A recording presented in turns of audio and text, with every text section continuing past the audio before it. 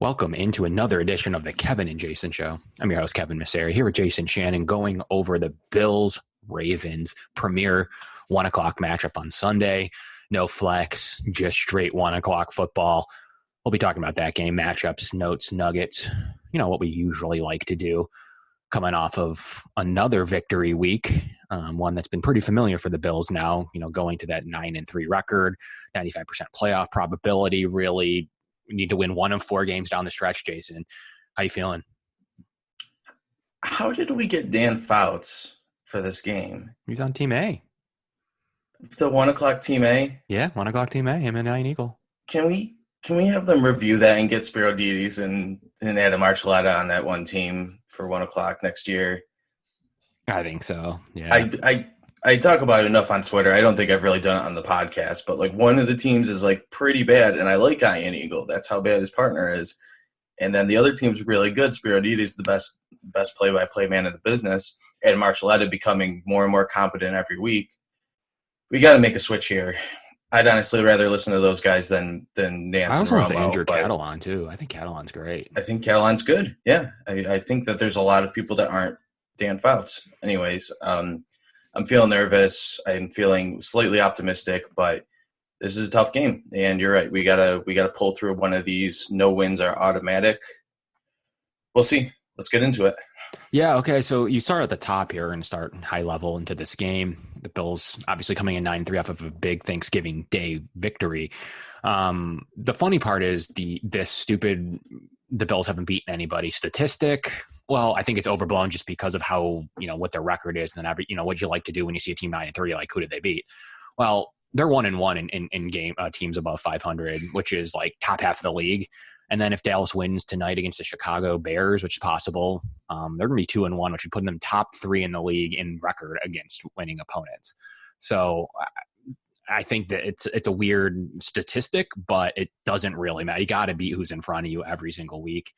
And the Bills have a chance to really put themselves on notice. The Ravens are one of the teams that are beating winning teams, as well as the Seahawks. Other than that, Jason, nobody else is beating anybody at any type of clip, including the Patriots. So I think that if the Bills pull this game off, they have a perfect opportunity to be one of the top. They go from not beating anybody all of a sudden to beating Baltimore, Dallas in back-to-back weeks, and that Tennessee win looks nicer and nicer each week.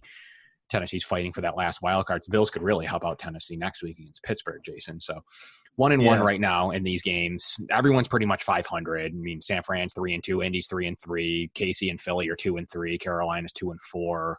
These are against teams with winning records, and that's not even to go through the Miami, the Dallas and Oakland 0-5 of the teams there. So yeah, I don't think the question is that we're not getting it done, and the question is because I think we have been efficient, even if not dominant against some of the bad teams, even though we've been better in that way. I think we've improved through the season. I think the point is that we've only played 2 teams above 500, and most, we're one of 2 teams I think have had that few. I'd rather be in our position than Dallas's, where they're 0-5 against teams with winning records. But yeah, I still think that people are kind of waiting. They're not saying that we're not getting the job done, just that we haven't faced that challenge. I think everybody saw the schedule and they're waiting for that. And now even Pittsburgh looks like a quality-ish team to play against, especially on the road. But people have been saying all year, wait till they get to Dallas, wait till they play Baltimore, wait till they play in New England. That's when we're going to see what this team is. Wow. And luckily, we're kind of streaking right now. We've probably played our 3 best games of the year in a row. And, I think we're as ready as we're going to be. Certainly Josh Allen and Devin Singletary and et cetera, and being remarkably healthy for these games. I couldn't imagine being more ready for this end of the season, whether we're good enough to do it or not. And they played a below average first quarter against Dallas, in my opinion. But the next 3 quarters, I really think the Bills beat pretty much anyone, Jason. I think that they played fantastic football. They were great across the board in every phase. Outside of a couple of Hauska misses, the team was pretty good. We had to hear about how Dallas shot themselves in the foot, though. And, I don't know. I think any quarterback gets strip sacked on that strip sack. That's a Bills play. That's not a Dallas loss. Unless you have, rhino hands. Rhinos don't have thumbs, but like whatever can grip really hard. Like I don't see any quarterback that's not getting strip sacked there. Right. You know, I think we were the ones that forced those turnovers. We weren't the ones who Dallas didn't go and kill themselves on this. You know, we were the team that was penalized in that game for a large portion of it. You know, we both missed kicks, so I don't really understand that narrative. Besides the fact that that was the first Bills game that anybody's watched all year, and those takes have been great. But yeah, I think that offensively, though, like, sure, you couldn't say that. I guess Brady would have dumped it into the ground or whatever you want. Dak Prescott's been playing really good football. I mean, this team's 6-6. You get to see him here tonight as the show goes up, but he's playing good football. He still looked fairly decent to me in that game. The Bills beat them offensively to me. I mean, Sure. they really took Zeke out of the game by doing what they needed to do on offense. And at the same time, you want to get teams off the field, but there's no better way to take away a team's strength than by getting ahead of them. And that's what the Bills were able to do as the game went on there and get ahead of them and make them one-dimensional and lead into their, good defensive back and cover two. So it goes to this game and the similar type of thing. Baltimore's had more success and are probably better offensively, better really across the board at this stage. But I mean, it definitely wasn't a given halfway through the year. It wasn't the case. Baltimore kind of surged past them in 6-1 against teams with winning records, and really a revolutionary running speed option in Lamar Jackson and limiting, what he's able to throw. So he's been a good quarterback he's been really good. The Bills are even running Ray McLeod back there to try to mimic his speed. They have to find the fastest guy they could and put him back there, and that's what's going on. But I'm pretty sure we have faster guys. You think so? I mean, I'm not a Ray McLeod fan. So. I'm not at all, and he ran in like the 4.6s. That's why he shouldn't have been drafted, because he's whatever. I guess the point is that he might be the fastest or shiftiest guy that doesn't actually have to run plays. Like in a second, like if I'm trying to mimic him, I'm putting Isaiah McKenzie back there. Like right, that's not close. Or actually, I'd put Andre Roberts back there. That's who should be playing that. I guess I don't know. They want to get Ray the ball even in practice. I don't really understand it. He'll be on the active roster at some point. If the Bills need to face like one injury to see Ray McLeod, and they haven't, but one injury. Yeah, Jordan Vesey got signed. Yeah. Out of the Kaepernick tryout. Oh, wow, good. He's on the team. Yeah, he got signed out of it. Showed up the day before. I think Washington. Yeah, no, good for him. Anyways, that's one less guy is all I was saying. I really don't care much about Jordan Vesey, but I think Austin Prohl might be in a practice squad somewhere. Heard he was with the Rams last. I don't know. Where's Nick Easley? Is Nick Easley on our squad? He's on the squad. Yep. Nick Easley's still on the squad. He was brought back like halfway through. You have Cam Lewis on the squad. Okay. So do you have some of those names that you're used to in training camp? Still hanging around. Nate Becker, preseason Becker. Nate Becker's there. Victor Salako, offensive tackle, wasn't a name, but a guy they filled when they lost. They brought in Magnuson late in preseason and thought he was really good interior depth that got signed to an active roster. But Bills have some depth, and without injuries are able to continue to grow that practice squad. And getting into what I originally wanted week one, the practice squad was Chase McLaughlin there. Bills tried to claim him in updated news.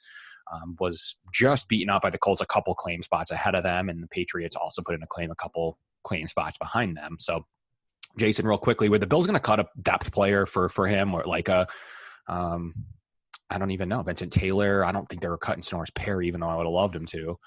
What were they doing there? Or they were going to cut Hauschka? Just real quickly, what were they doing with that claim? I think, as weird it is, because nobody really would keep two kickers, but I think they might. Indy did. Did they? Yeah, they and Terry. And San Francisco did with an injury. Teams will do it with an injury. Yep.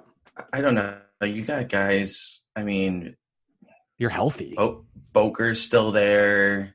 Ryan Bates. Now that you're healthier-ish, and maybe you only have another, week of worrying about Insaki.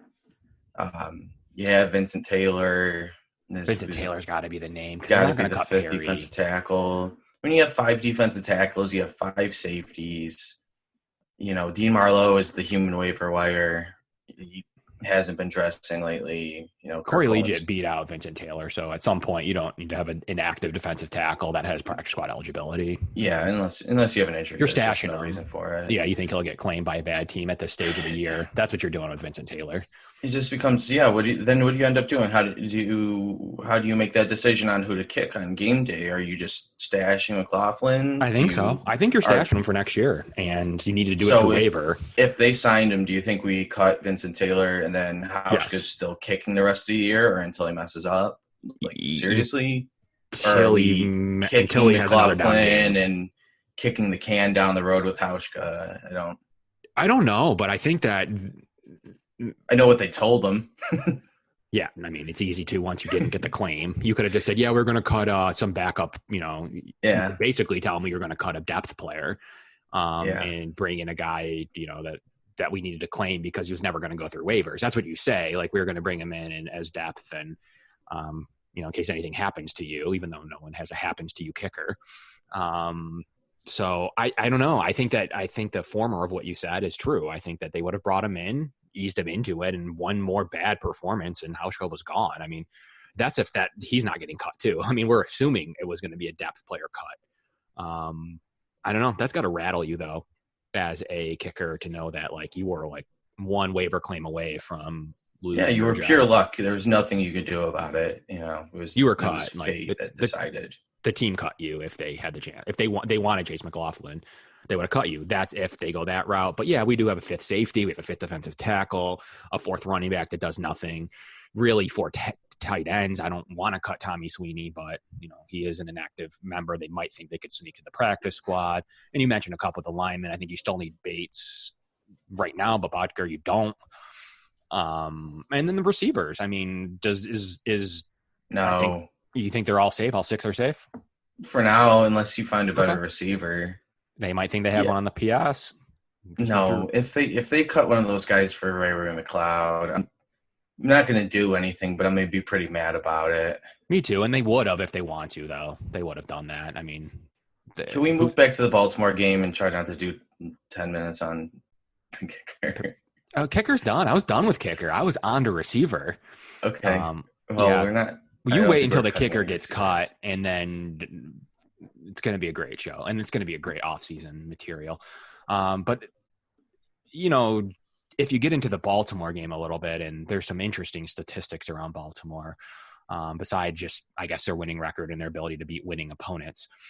They've lost their center for the year, so they're now playing Patrick McCarry at center. So they have Marshall Yanda, who's a great right guard. Bozeman has not been playing well at left guard. So their interior is probably their weakness to me that I've reviewed. And I don't love their defensive linemen. I like Judon. He's kind of a pass rush defensive end. But if I'm talking straight weaknesses, they've had some turnover at the defensive tackle position. They've lost, a lineman and a guy that they thought they'd play a lot in Parnell McPhee. Now you have a active Justin Ellis, old wily Bills Justin Ellis. At defensive tackle in there. So they're they've an okay starting three with their rush linebacking. They play Jalen Ferguson a lot. They don't really have a lot of depth, and I don't think that this defense is particularly overwhelming. They have really good DBs, Jason. I know you like them. Like them a whole lot, and Earl Thomas. They play Chuck Clark a lot. I mean, Jimmy Smith is still, coming off of injury. Brandon Carr's in there. Obviously they traded for Marcus Peters, which is a bummer. I wish they did, we wouldn't have to face Marcus Peters. I think that would take a huge hit if he stayed in LA. So what's your immediate reaction, Jay? We'll start on the defensive side. What do you think of this Baltimore D? Yeah, I mean, the secondary is definitely the strength. I mean, anytime you have a cornerback group and, a couple of versatile cornerbacks in there with Marlon Humphrey, Marcus Peters, Brandon Carr, Jimmy Smith, they can drop the Carr back when they need to. That's just a great foursome. Even if you have Smith struggling a little bit, you do have the other three that can, hold on to things. I even think that Amon Marshall and Anthony Avery, even though they probably won't be playing, are good cornerbacks for the future. Chuck Clark's had a good season. I think a lot of people talked about how slow Earl Thomas looked at the beginning of the year, but he's kind of continued to do Earl Thomas things. And maybe even if they wean him off a little bit, I think they have the secondary to cover for them. Yeah, the front seven isn't particularly fearsome. I don't think it's hurt them that much because, as we said before we started recording, defense just is a little easier when you go way up in games. Defense also a little easier when you're playing bad teams, and they've been able to rack up some stuff against worse teams. But I think Matt Judon's probably the player you're going to have to watch in the pass rush with the 7 sacks this year and a track record of doing that. But the fact that I had you go look up Jalen Ferguson's snap counts, the third round pick this year, who had a ton of sacks in college for a small school, but really didn't test out very well. And I think the fact that he's playing right now, over 40 snaps a game, has 1 sack on the season, and what's basically purely a pass rushing, role, isn't very good for them, and maybe is something that will help Cody Ford out, et cetera, in terms of the pass block, where maybe you only have 1 or 2 guys to worry about. The front's all power with Wormley, with Michael Pierce, Brandon Williams. So I think overall, I think it's a good defense. I think it's probably been helped out a little bit by what they've really got out of the other side with an MVP candidate on the other side, the run game, et cetera. But I don't think it's going to be somebody impossible to move the ball on. But I will say that probably the biggest challenge is going to be a game that's forecasted with, around 20-mile-an-hour winds, and just Josh Allen staying composed and staying, he's been nearly perfect as far as efficiency goes the last few games. And I think that secondary is going to provide another challenge for them for sure. Yeah, definitely. And, kind of wrapping up this Baltimore defense, interesting note, as we mentioned, they did lose McPhee earlier this year. They also lost Tony Jefferson, really their starting safety, a guy that's pretty good in run stop. I like the player a lot. Didn't have the greatest start to the year. Is on IR. That's where Chuck Clark got his job from, and essentially is really great in coverage. They really have some good coverage guys. Struggle against the run. Their advanced run statistics aren't great. I think they have some focus on pass rush from some of the guys you've mentioned. And then their safeties are looking coverage. So that's an interesting note of a Devin Singletary, Frank Gore, Josh Allen type of day. The safety play is very coverage focused. Really, their run stopping defensive back was Tony Jefferson, who is now obviously on IR. So I think that was a ding to the team on that front.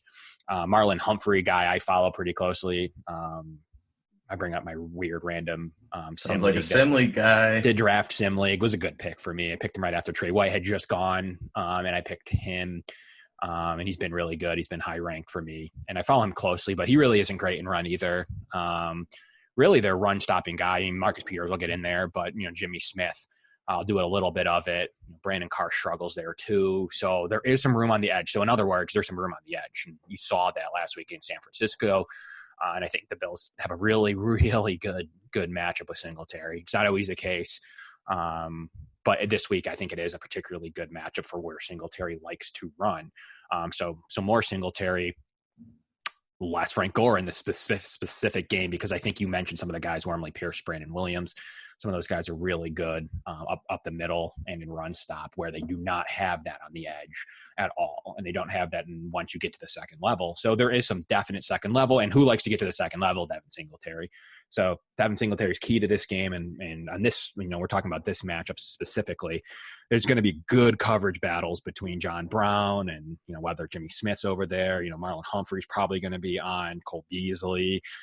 Marcus Peters, will he shadow John Brown? I guess at this point, really leading to an easier matchup for Jimmy Smith against maybe Robert Foster. He's going to play that Foster and McKenzie side. Yeah, so not going to be an ideal matchup for us there. So we're going to have to beat, we're going to have to make sure we beat a Marcus Peters or Marlon Humphrey really to get ours. I think that's really important to this game. Parnell McPhee was their big run defender too. He is out, so they're hurting on the run defense. I think that's to me a really big spot. The Bills, and they run the ball really well. Don't really have a guy to me that plays edge defensive back that could take on Singletary. Do you see that true, or where do you? Jalen Ferguson is struggling there. Matt Judon, a pass rusher. What do you? Yeah, the guys they have on the outside in terms of, whether they're on the line or at linebacker are going to be guys who are more suited to rush the passer. And I do think that's an astute point. And I think in general, I mean, I think that it's up the middle too with whatever they have going on at middle linebacker right now. I think it might be tough, getting past the initial line, but if we really get a push, I think that we could do a lot on the second level. Just if we figure out a way to scheme up some space there, or whether we go outside and do it, Madden stretch play style and just figure out how to get around the edge and then get open space. It's just, we got to get to that point right there, because I think they're reasonable up front. I think they're really, really good in the back, and Yep. I think that's going to be a big key right there. And Yeah, space is a good thing for Singletary. They struggled to find their linebackers as linebackers, as interior linebackers as we know it. They have some edge guys. Ferguson struggled. We've gotten to that. Matt Judon's a good pass rusher. Not great in coverage or run D. McPhee was a guy they really relied on, played a lot of different roles for this team. Tice Bowser's a guy that's been in and out, probably sees between 15 and 30 snaps in a game. Probably their best do-it-all type of linebacker that would play in more of a 4-3. They play Jaheed Ward a little bit. Your average run-of-the-mill linebacker there, edge defender in the scheme. And then, really, the traditional linebackers as we know it aren't their strong suit. So they lost what they have lost, and they've been pretty healthy too. They've lost their center, obviously, but then they've lost some of their edge and run stopping help. So they really need to take advantage. Like Josh Bynes has seen limited snaps. He has pretty good PFF scores, but went from playing 40 plus snaps a game. Now he's down to 24, 19, and 27 respectively in his last 3 weeks. So there's something there they haven't loved. He's not a good pass rusher in this scheme. He's their run stopper, though. He's pretty much the only guy they can rely on the run D, because the back seven, no one else likes to snick their nose in it too much, except maybe Marcus Peters. Yeah, it definitely could be a case too that they just got into some other packages for the game, and the 3-4 just didn't really become much of an option at that point. I think they're also a team, just looking at their roster, and if they honestly thought they were going to be this good this year, probably would have re-signed Zadarius Smith. I think so. Yeah. I think it would have helped this team a lot. Yeah, and a linebacker that started off, on fireworks is Patrick Onwuasor, who leads the team in tackles and second on the team in tackles. Or is it first? He's second. I think Chuck Clark's ahead of him now. Is he Chuck Clark? Okay. Yeah. LJ Fort has taken some snaps from him a little bit, up to, LJ Fort saw 20 snaps last week. He saw limited action prior to that. And Onwuasor is down to 9 to 19 snaps lately in the last 3 or 4 weeks. So they're limited. They like Josh Bynes a lot. Even he's had some limited snaps. Judon obviously off the edge, but there's nothing that scares me on this defense, Jason. I love their secondary, but the Bills have been playing some decent secondaries this entire season. The Bills haven't played good offenses, really. So they get back-to-back weeks playing good offenses, and let's switch over to that. That's an important part of this game, as we've talked about the other side of the ball pretty in-depthly now. Mark Ingram, probably beside John Brown, one of the best free agent signings of the year. Sure, yeah. They definitely hit there. Most people said he was nothing without Kamara in that New Orleans offense. He's probably been better than Kamara, right? This season, he definitely has. Kamara's really struggled and I don't think he's had a 100-yard game this year, and hasn't nearly been the receiving threat that he's right. been. You would say, a guy like Fournette's been having a better year than him, right? In terms of being a dual threat guy. It's pretty interesting. But yeah, Ingram's a guy that's always going to do it if you get him the right system for this. And certainly, there's some stuff that they share with the Saints system. There's some stuff that's totally different. And one thing that they do here is, they really pound the ball. And I think they also have a quarterback that opens up some lanes for guys who can really hit things straight ahead. And they have that in Mark Ingram and the monorail Gus the Bus Edwards. Gus the Bus, a guy that won the job prior to them signing Ingram. Yeah. He was pretty good.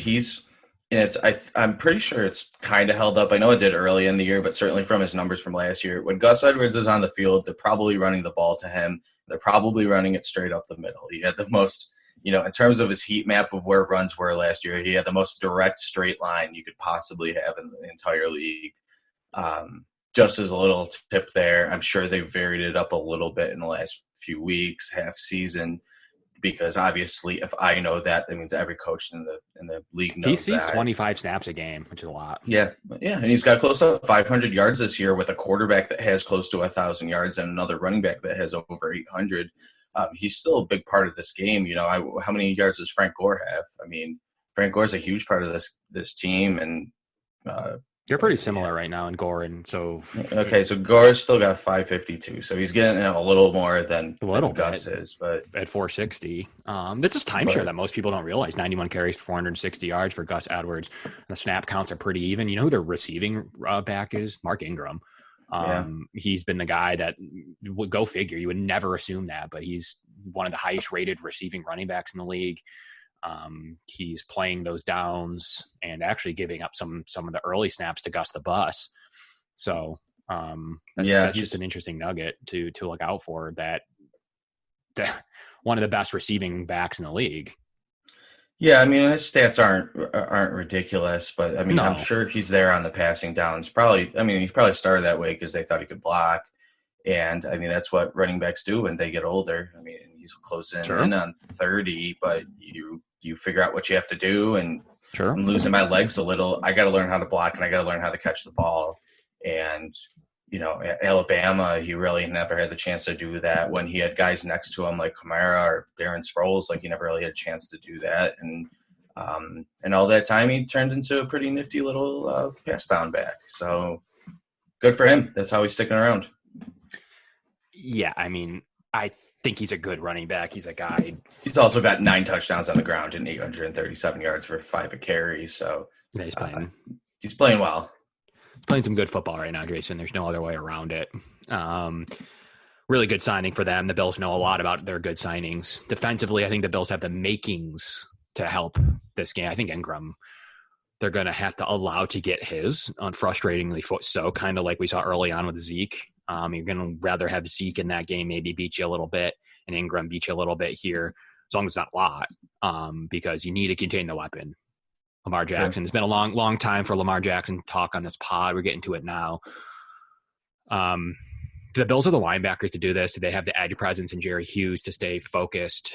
I really think Shaq Lawson and Trent Murphy match up well, particularly in this type of running scheme. Where are you at with kind of the reverse of what we talked about with Baltimore struggling there? Where do you think the Bills are specifically to this type of experience?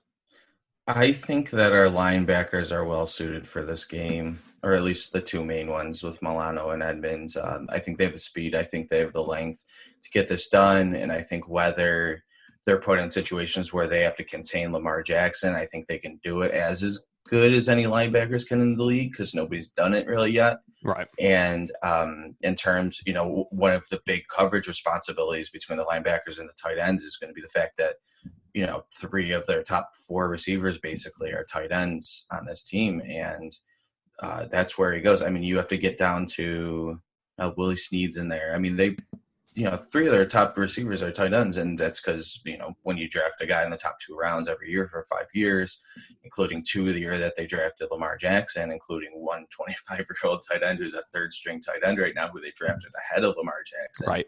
So don't tell me that that he was going to be a superstar Baltimore because you drafted him at 32 behind Hayden Hurst, who was a 25-year-old tight end. But anyways, those are going to be the responsibilities I mean, really, I see this game. I'm really not that worried about the perimeters. This game is going to happen between the hashes. I mean, there's going to be outside zone, but in general, I mean, this is going to be one, with the spine, like in a soccer game, where really, like, you want your central defenders and central midfield to be the strong parts of your team, and then everybody attacking on the outside. You're gonna want the linebackers, you're going to want the defensive tackles, and you're going to want the safeties to really do their job, because the biggest risks that we're going to face right now are Lamar Jackson at quarterback, Mark Ingram at running back, and the tight ends between Mark Andrews, who's close to 700 yards and 7 touchdowns, Nick Boyle, who's more of a blocking tight end but still their third leading receiver, and Hayden Hurst, who's done a good job as of late. And now the Bills do a good job against the tight end number 1 in the league. We've brought it up on this show a little bit, and part of the game plan, Witten got a touchdown early on, but the game plan was they were defending everybody else in that game. This game, they can focus on the tight ends because Trey White's going to have a Hollywood Brown. It's going to be a great matchup. Other than that, I mean, the Bills are going to be able to focus on this. I mean, I'm fine with Taron Johnson against Willie Snead. Levi Wallace is going to have a board day over there. They can do some, maybe bring another state. They can do some stuff with this game, Jason. Maybe not as much Kevin Johnson. You don't need as much cover. What do you do on that second cornerback spot? I mean, it's a pretty important position in case, Lamar Jackson decides to go out there. What do you see that, because the Bills can shut down the two receivers with those two players aforementioned, and then you have really a second corner, boundary corner that is going to be pretty, focused on the run. So what would you do? I'm starting to think, even with the tackle position we had earlier, and then the cornerbacks as we're kind of rotating them now, those aren't positions that a lot of teams are rotating in and out very often, especially in a 50-50 split. But I'm wondering if either just think they're even and keeping these guys, not winded. They're giving these guys energy and keeping them in the game, and maybe that makes you, anybody who's played football, knows you're going to cover better, you're going to tackle better, you're probably going to focus better, you're not going to start plays with your hands on your knees if you're not playing 78 plays a game and you're playing 40 instead. So I'm just wondering if maybe, as long as this still doesn't continue to kill us, if we're going to move Kevin and Johnson in and out with Levi Wallace at times. Football teams study stuff, and maybe they've found something in that. And I'm sure they're not the first team to ever do it, because I know they're not. But maybe the added energy. They have these guys hooked up to meters, sweat meters, and breathalyzers. Right. And they have their MPHs on every single play. That's almost league-wide information at this point. I just think maybe they're trying to keep some of these guys fresh and realize that maybe defensive tackle isn't the only position where you can't be rotating guys in and out. And when you have evenly matched guys, maybe that's the strategy you do. We don't have safeties that are equal to Hyde and Poyer. Those safeties come in when they have to, or when we need a third one. But if Levi Wallace and Kevin Johnson are going to produce similar-ish results, I'm fine with a rotation, and especially if their job is basically going to be containers or blockers because they're going to have to cover Seth Roberts or Miles Boykin all game.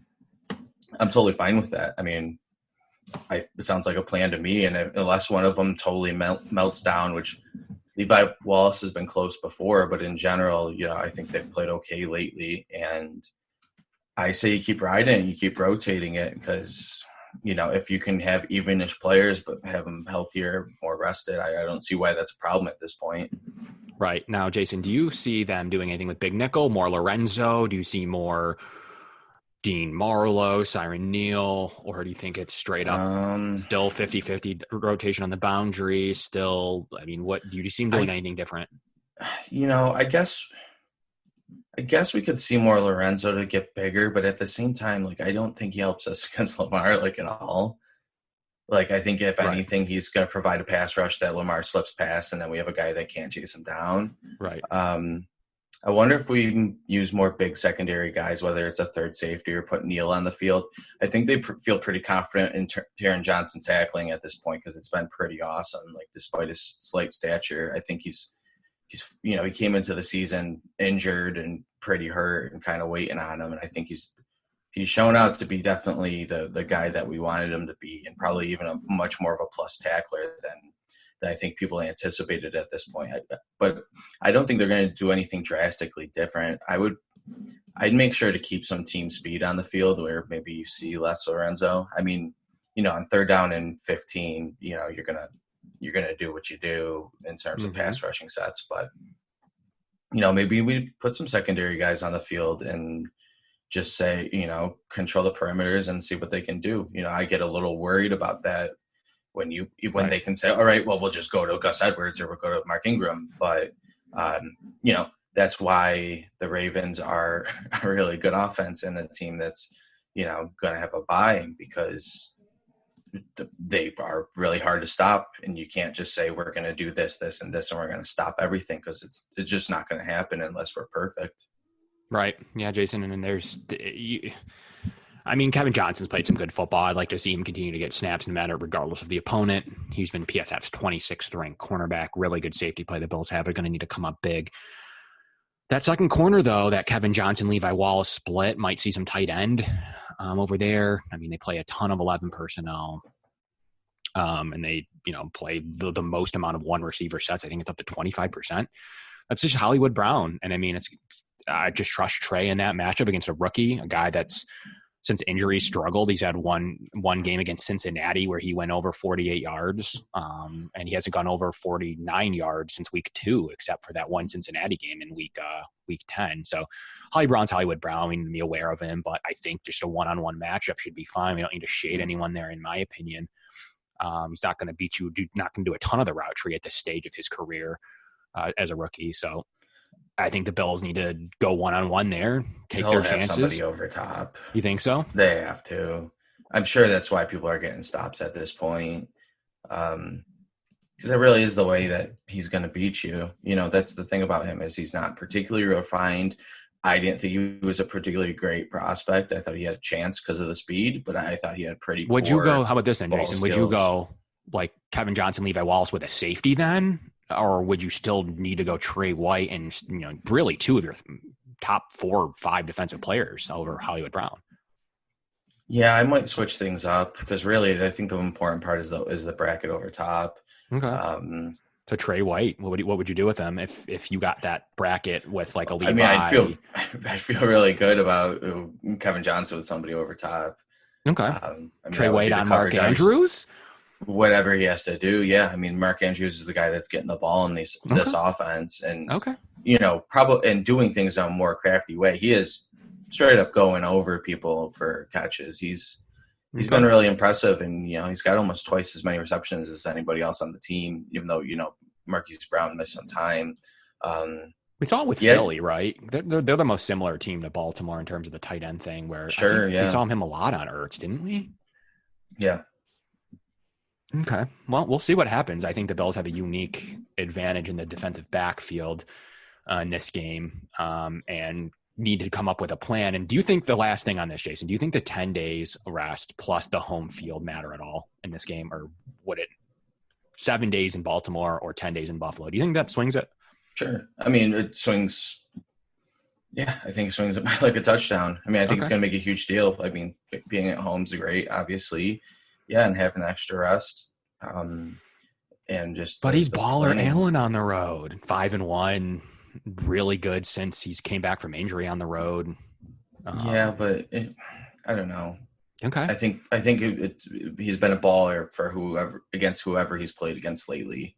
Okay. I think he's a guy that's just improved, and I think the offense has improved. I think the whole team's improved. You don't hear anything about Dable anymore. You hear a lot less about Allen. You hear a lot less about Corey Bajorquez. Like, you hear a lot less about a lot of guys because most guys on this team have gotten better over the season, and Devin Singletary's improved. Cody Ford has been surprisingly good. Yes, it's a team I think it's a well-coached team that knows when it had to get better and has been gelling and hasn't faced injury. And I think just in general, I'm hoping that this is the most focused and most ready that Josh Allen's come out for a game, because last game was his best that he's come out that way, and the game before that was the best that he's come out too. And I trust him. I trust the coaching staff. And you're not going to get better every single game of your life, but I'm going to give him that chance. All right. Well, that brings us to its time. It's the Kevin and Jason Pick'em show that I made up like 3 weeks ago.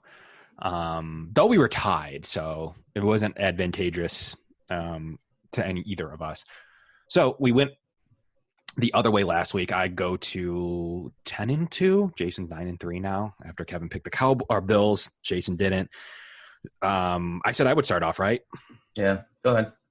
I think this is house money game. I do think you're right with the swinging of the 7 points. Roughly 7 days in Baltimore is different than 10 in Buffalo. The Bills have a unique advantage of having a couple of days with their players resting, fully healthy, to come up with something, and they're good defensive coaches, right? So they're going to limit Lamar throwing the ball. Can they do enough to stop him running? I don't know. I think they're going to struggle. I think they're going to struggle mightily in the running game between him and Ingram, which is going to lead them to using more resources than getting beat by like a Mark Andrews. the second time this year, I'm going to have to pick the opponent. I think the Bills are better on the road. I think that Josh Allen plays cleaner. I don't think he's as amped up. I think he likes proving people wrong. He's had to do it his whole career since high school. Would be interested to see this game in Baltimore in the playoffs, but the Bills are playing with house money. I think they put up a really good performance, so where people are like, okay, this team could maybe compete in the playoffs. I'm going 27-23 Baltimore in a pretty close game throughout.